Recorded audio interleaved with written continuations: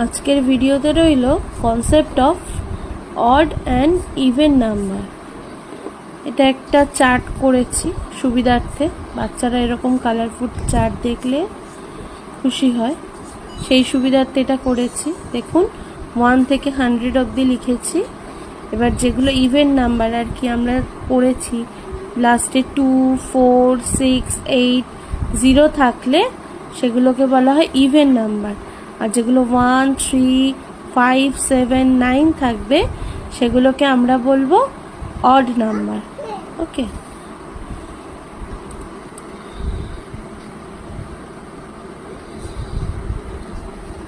সেটাই আর কি অবজারভেশনে কি আছে সেটা ইংলিশে লিখেছি।